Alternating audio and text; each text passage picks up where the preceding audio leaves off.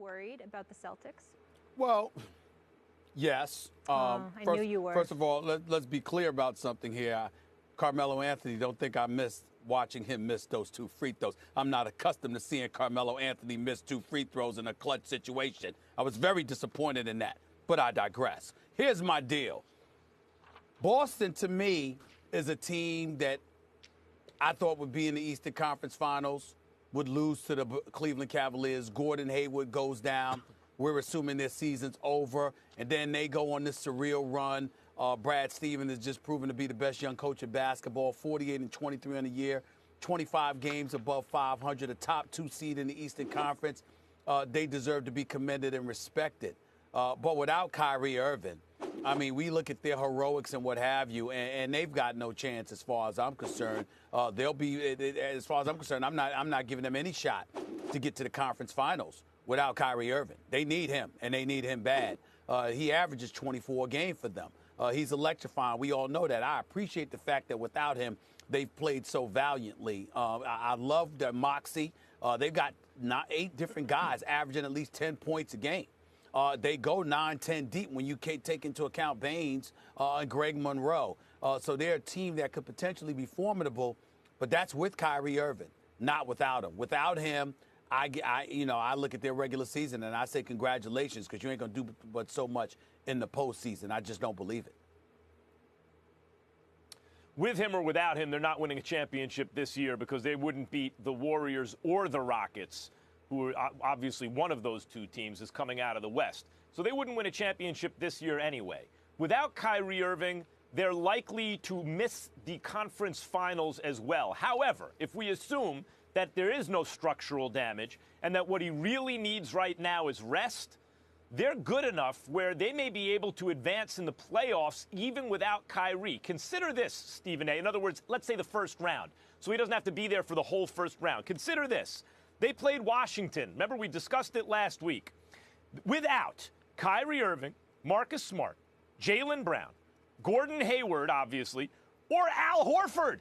That's an awesome starting 5. Like, if I told you that starting 5, you'd be like, boy, that team's going to be in contention all year. They didn't have any of those guys. And in the end, it came down to Tatum with an open look. He happened to miss the shot, but they could have beaten the Wizards that night without their whole team, basically.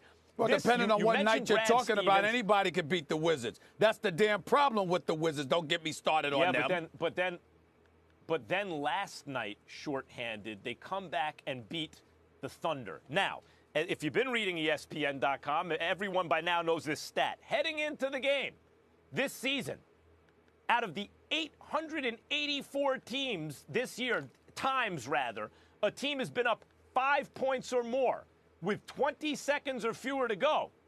They're 884-0. That team never loses. Until last night, the Celtics pulled it out. The point is, win or lose against good teams, hobbled, without their best players, without Hayward all season, without Kyrie, without Marcus Smart. This team is in it at the end. That reflects absolutely the toughness not only of Kyrie Irving, who's the leader of the team, but obviously of Brad Stevens, who's a brilliant and excellent young coach, and I think ultimately of Danny Ainge. And I've told you that this Eastern Conference is going to come down for the foreseeable future to Toronto and Boston, because Masai Ujiri and Danny Ainge that's the brain power in the Eastern Conference. This Celtics team, should Kyrie get back, the Eastern Conference Finals is going to be between the Celtics and the Raptors.